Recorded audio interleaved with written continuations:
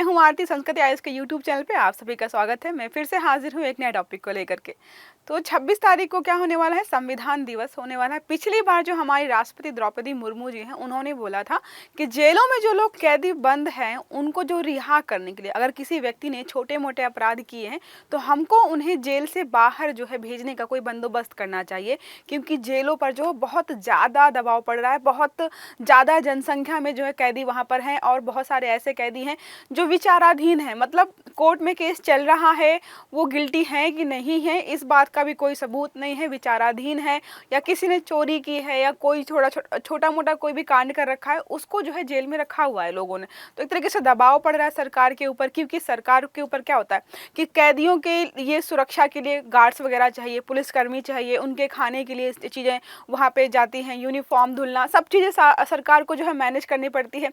और आपने जो है कई बार न्यूज़ में देखा होगा कि बोला था कि भारत में जेलों में लोग एकदम भरे पड़े हैं, जितनी कैपेसिटी, अगर एक कमरे में 4 कैदी होने चाहिए तो वहाँ पर 10, 15, 20 कैदी जो उसी कमरे में रह रहे हैं, जो कि अपने आप बहुत शर्मसार करने वाली बात होती है। तो यहाँ पर बोला गया है कि संविधान दिवस के उपलक्ष्य में हमारे जो गृह मंत्री हैं अमित शाह जी ने बोला है कि जिन्होंने भी अपनी सजा का 1/3 हिस्सा काट लिया है जेल में, उनको हम वहाँ से रिहा करेंगे। लेकिन मोस्ट इम्पॉर्टेंट चीज़ ये है कि बस उन पर जो है बहुत संगीन अपराध ना लगाए गए हों, ठीक है। तो यहाँ पे हम जो इस आर्टिकल को देखेंगे कि कैसे जो है सरकार किन किन अपराधियों को यहाँ पे छोड़ने वाली है, ये जो विचार है सरकार के मन में आया कहाँ से, इसके क्या फायदे होंगे, और सरकार ने हमें क्या डाटा जारी किया है कि कहाँ पर कितने कैदी यहाँ पर बंद हैं, ठीक है। तो सारी चीज़ों को हम अच्छे से देखेंगे। देखिए क्या लिखा है, 1/3 सजा काटने वाले कैदियों को मिलने वाली है रिहाई, मतलब उनको वहाँ से जेलों से जो है पहली बार जो ऐसा कोई नियम कानून लेकर के आया गया है कि बाहर निकाला जाएगा। वैसे हमारे संविधान में कुछ नियम कानून बने हुए हैं कि अगर किसी व्यक्ति ने छोटा मोटा अपराध किया है या पहली बार किसी व्यक्ति ने कोई अपराध किया है, पहली बार हो सकता है गलती से हो गया हो या फिर सिचुएशन ऐसी हो जिसकी वजह से अपराध हो गया हो, तो उनको वहाँ पे सजा कम करने का यहाँ पे प्रावधान, या फिर उनको 1/3 सजा के बाद जो है छोड़ने का प्रावधान किया गया है, ठीक है। तो यहाँ पर देखेंगे। उसके पहले बता दूं, अगर आप यूपीएससी की तैयारी कर रहे हो तो संस्कृति आयुष आपको 28 नवंबर से एक फाउंडेशन कोर्स हम चालू कर रहे हैं, जो कि सुबह 11:30 बजे है। 3 साल की वैलिडिटी है, प्री मेंस सब कुछ यहाँ पे कवर कराया जाएगा। आपका अनलिमिटेड टाइम वॉच है, प्रिंट एंड नोट से सब्जेक्ट वाइज आपके साथ में जो है प्री और मेंस के टेस्ट भी यहाँ पे आपको मिलेंगे। उसके अलावा अगर आप यूपीएससी और यूपीपीसीएस का कोर्स करना चाहते हैं तो आपको जो है 14 नवंबर से हमारा बैच जो है सुबह 10:30 बजे शुरू हो गया। 3 साल की वैलिडिटी है, प्रत्येक सब्जेक्ट के प्रिंटेड नोट्स मिलेंगे, साथ में जो है आपको प्री और जो है मेंस के टेस्ट भी कराए जाएंगे। अगर बात करें सिर्फ स्टेट पीसीएस की, तो बिहार पीसीएस का बैच हमारा 18 नवंबर से शुरू हुआ है, शाम को 3:30 बजे pre mains interview. Madhya Pradesh का 21 नवंबर सुबह 8 बजे, राजस्थान का 10 नवंबर सुबह 8 बजे। किसी स्टूडेंट ने जो है कमेंट किया था कि उसको यूपी पीसीएस का बैच जानना है, आई थिंक फीस जाननी है, तो नीचे यहाँ पे एक नंबर दिया हुआ है, ये नंबर दिया हुआ है, इस पे आप कॉल करके सारी जानकारी ले सकते हो, ठीक है। अब आते हैं हम हमारे आर्टिकल पर कि 1/3 सजा काटने वाले व्यक्तियों को या जो भी वहाँ पे कैदी हैं उनको जो है क्यों रिहा किया जा रहा है। तो क्या लिखा है, भारत ने जेलों की भीड़ कम करने के लिए, पहला सबसे मोस्ट इंपॉर्टेंट चीज़ है कि भीड़ बहुत ज़्यादा है, उसको कम करने के लिए गृह मंत्री जो है अमित शाह हैं, उन्होंने बोला है कि हम जो हमारे यहाँ जो न्याय प्रक्रिया धीमी है, पहली बात तो जो है इतने जज नहीं हैं हमारे जुडिशरी में, जज ही नहीं है, एक जज पे 10-10 लाख, 1-1 लाख, 2-2 लाख केसेस का दबाव है। तो एक व्यक्ति कैसे इतने सारे केसेस सुन सकता है, उन पर निर्णय ले सकता है। तो हमारे यहाँ पर न्याय प्रक्रिया धीमी है, जिसकी वजह से जेलों में जाने वाले व्यक्ति कई सालों तक जो है जेल में सजा काटते रहते हैं। तो यहाँ पे बोला गया है कि न्याय प्रक्रिया जो धीमी है उससे निपटने के लिए पहली बार ये घोषणा यहाँ पे की गई है। हमारी कोशिश है कि संविधान दिवस 26 नवंबर को, याद रखना है संविधान दिवस कब मनाते हैं, 26 नवंबर को मनाते हैं। तो जेलों में ऐसा कोई कैदी ना रहे जिसने अपनी सजा का 1/3 हिस्सा काट लिया है और उसे अभी तक न्याय ना मिला हो। अगर उसे न्याय नहीं मिला है, 1/3 सजा काट ली है, तो बस उसको वहाँ से छोड़ेंगे। लेकिन यहाँ पे एक नियम ये है कि छोटे अपराध किए गए हों, ठीक है, या कोई बहुत संगीन अपराध ना किया हो किसी व्यक्ति ने। कोई अगर संगीन अपराध किसी ने किया है तो उसको वहाँ पे नहीं छोड़ेंगे, ठीक है। फिर अगर बात करें मुख्य बिंदुओं की, तो भारतीय नागरिक सुरक्षा संहिता 2023 की धारा 479, जो मैंने आपको बताया कि कुछ कुछ कुछ जो है वजहों से जो है किसी व्यक्ति को छोड़ा जा सकता है।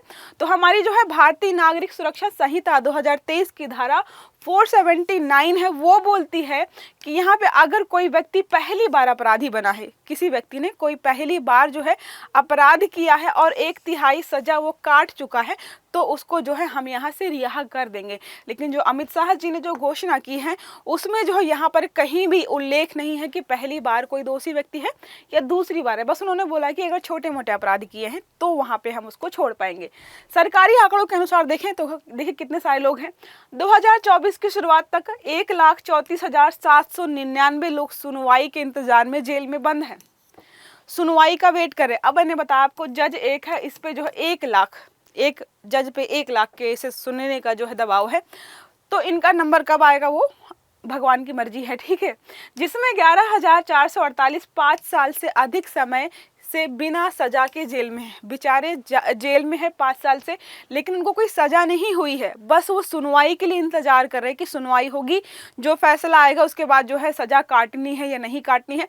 इसको लेकर आपने कई बार सुना होगा कि जब अगर मान लीजिए 2 साल बाद इसकी सजा की सुनवाई होती है और वहाँ पे बोला जाता है कि 7 साल की सजा आपको दी जा रही, तो क्या ये जो 5 साल प्लस 2 साल 7 साल तो ऑलरेडी उसने जेल में काट ली, तो वो काउंट किए जाएंगे या नहीं किए जाएंगे? इसको लेकर बहुत बार सवाल उठाए जाते हैं। यह योजना केवल गैर गंभीर अपराधों के लिए होगी, ठीक है। मोस्ट इम्पॉर्टेंट, अगर कोई भी अनलॉफुल एक्टिविटीज प्रिवेंशन एक्ट, ये था जो कि मुझे याद नहीं आ रहा था, यूएपीए के तहत अगर गिरफ्तार हुआ है तो उसको ये लाभ नहीं मिलेगा। याद रखना है, अनलॉफुल जो है एक्टिविटीज प्रिवेंशन एक्ट यूएपीए जिसे बोलते हैं, उसके तहत अगर कोई व्यक्ति गिरफ्तार हो तो उसको यहाँ पर कोई भी सजा में कमी का प्रावधान उसके लिए यहाँ पे नहीं किया गया। अगर अन्य बिंदुओं की बात करें तो यहाँ पे आपको बताया मैंने, संविधान दिवस 26 नवंबर को मनाया जाता है हर साल। उसी में जो है पिछली बार जो हमारी जो राष्ट्रपति है द्रौपदी मुर्मू जी ने बोला था कि हमें जो है जेलों पर जो बहुत ज़्यादा कैदी हैं उनका दबाव कम करने के लिए कुछ नियम कानून लाए जाने चाहिए, जिसकी वजह से जो है वहाँ से उनको निकाला जाना चाहिए। तो राष्ट्रीय अपराध रिकॉर्ड ब्यूरो जो हमारा है वो रिपोर्ट प्रकाशित करता है कि कहां पर कितने कैदी रखे गए हैं। 2019 में जेलों में भीड़ जो थी पिछले 10 वर्षों में सबसे अधिक थी 2019 में। उसके बाद जो है 1-2 साल में कई बार ऐसा हुआ कि कम भी हुई है, ऐसा नहीं कि लगातार बढ़ रही है। लेकिन जो है जो जेल में जो लोग व्यक्ति हैं वहाँ पर वो अपने आप में बहुत ज़्यादा जनसंख्या में है। 2021 की जेल सांख्यिकी रिपोर्ट बताती है कि 2016 से 2021 के बीच कैदियों की संख्या 9.5% से घटी है, ठीक है। लेकिन विचाराधीन कैदियों की संख्या जो है 45.8% से बढ़ी है। मतलब जो है बेचारे जिनको सजा होगी नहीं होगी कुछ नहीं पता है, वो उनकी संख्या जो है लगातार यहाँ पर बढ़ रही है। फिर एक इंस्टीट्यूट है Tata institute of social sciences के एक व्यक्ति हैं प्रोफेसर विजय राघवन ने जो है हाल ही में एक पत्रिका में लिखा है, फ्रंटलाइन पत्रिका में बहुत सारी चीज़ें बताई थी कि हर कैदी को जेल में रखना ज़रूरी नहीं है। अब किसी व्यक्ति ने जो है चोरी कर ली, मान लीजिए 10,000 रुपये की चोरी कर ली, आपने उसको जो है पता चला कि मतलब 5 महीने की 6 महीने की या कितने दिन की भी आपने सज़ा सुना दी, कोई छोटा मोटा अपराध था। तो कई देशों में आपने देखा होगा कि कोई अपराध करता है अगर छोटा मोटा तो उससे जो है सामाजिक कार्य करवाए जाते हैं कि जाओ गलियों में झाड़ू लगा दो या वृद्धाश्रम में 4 दिन जाके सेवा करो, ऐसे कुछ आप सामाजिक कार्य करा सकते हो। तो उन्होंने बोला कि हर व्यक्ति को जेल में रखना, जो नियम कानून आपका है कि कोई भी पकड़ो कोई अपराध करे बस उठा के जेल में बंद कर दो, वो पड़ा हुआ है, विचाराधीन कैदी है, 4 साल 5 साल 10 साल से सजा काट रहा है बिना किसी अपराध के, बस शंका के कि भाई इसने शायद अपराध किया है, सुनवाई हुई नहीं। तो हर व्यक्ति को जेल में रखना जरूरी नहीं है, पहली बात तो उन्होंने बोला है ये। फिर क्या है, जमानत की पहुंच हो, अगर आपने किसी को जेल में बंद भी किया तो जमानत तक उसकी पहुंच होनी चाहिए। जेलों में भीड़ तभी घट पाएगी। और भी बताया उन्होंने कि 85 से 90% कैदी जो वहाँ पर रहते हैं अनुसूचित जाति, अनुसूचित जनजाति, अन्य पिछड़ा वर्ग, अदर बैकवर्ड क्लासेस या ओबीसी या फिर मुस्लिम समुदाय से है, जिनकी अगर आप प्रतिमाह की जो है सैलरी देखेंगे तो लगभग 10,000 या इससे कम है। ये आपने बहुत बार पढ़ा होगा कि जेलों में जो है 90% जो लोग कैद हैं वो जो है निम्न जो आय समूह से हैं, जनजाति इलाके से हैं, अनुसूचित जाति, जनजाति, आदिवासी, ऐसे ऐसे ही लोग यहाँ पर जो है आपको ऐसे चीज़ें करते दिखाई देंगे। अब किसी व्यक्ति को क्या है, कोई बिजनेसमैन है, उसको किसी का मर्डर करवाना है तो क्या करता है, किसी गरीब व्यक्ति को जो अपराध करने में थोड़ा बहुत वो हो कि भाई तुमको पैसे देंगे तुम्हारा परिवार ढंग से रहेगा, उसको पैसे दे करके उसे अपराध कराया जाता है। तो इसीलिए क्या है, 90% तक जो भी जेलों में लोग हैं वो कौन है, निचले स्तर के लोग हैं यहाँ पर, ठीक है। अब इनका रीज़न भी ये है कि कई बार जैसे आदिवासी या अनुसूचित जनजाति लोगों को गिरफ्तार किया जाता है तो उनके यहाँ कुछ नियम कानून ऐसे होते हैं जिनको जो है हमारा संविधान जो है गैर कानूनी मानता है। देखो यहाँ पे लिखा भी होगा, तमिलनाडु के नीलगिरी जिले में आदिवासी युवकों को अक्सर जो है पोक्सो एक्ट के तहत गिरफ्तार किया जाता है, लेकिन जो है हमें ये नहीं पता है कि उनके समुदाय में जो है 18 वर्ष से कम की लड़कियों के साथ जो है लड़के रह सकते हैं। देखो यहाँ पे लिखा भी होगा, 18 साल से कम उम्र की लड़कियों के साथ तो सहमति से रहते हैं वो, उनके जो है परंपराओं में रहना जो है सहमति से रहना कोई बड़ी समस्या नहीं है। लेकिन हमारा संविधान क्या बोलता है कि 18 साल से कम उम्र की जो लड़कियां हैं उसका अगर रहते हो तो पोक्सो एक्ट के तहत उनको गिरफ्तार कर लिया जाता है। इसी तरह जो है पारधी जैसे विमुक्त जनजाति लोगों को छोटे अपराधों के लिए हमेशा संदेह की नज़र से देखा जाता है। तो अलग अलग जनजाति समूहों में ऐसा होता है कि उनके कुछ परंपराएं, रीति रिवाज हैं जिसकी वजह से जो है उनको गिरफ्तार करके जेलों में डाल दिया जाता है, ठीक है। तो ये सारा हमारा आर्टिकल रहा जिसमें बताया गया कि 26 नवंबर को जो है 1/3 सजा काट चुके हैं जो भी अपराधी छोटे अपराध किए हैं उन्होंने, उनको जो है यहाँ पे रिहा करने की बात की जाए। तो अगर हम बात करें यहाँ पर कुछ चीज़ें और भी हैं, सुप्रीम कोर्ट ने 1382 जेलों की अमानवीय स्थिति पर दिशा निर्देश जारी किए हैं, जिसमें क्रिमिनल प्रोसीजर्स कोड IPC की धारा 436 और 436A का प्रावधान भी शामिल किया गया है। राष्ट्रीय विधिक सेवा प्राधिकरण ने UTRC की तिमाही बैठकें आयोजित करने के लिए ढांचा बनाया है।